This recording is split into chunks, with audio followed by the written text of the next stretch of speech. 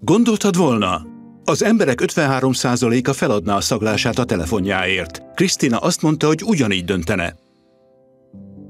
Meghívtuk egy kísérletre, hogy kiderüljön, vajon megéri-e megválnia a szaglásától.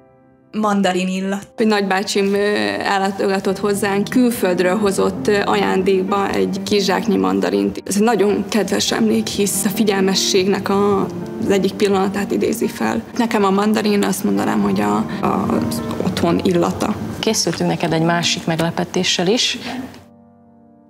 15 éves voltam akkor Kriszti született.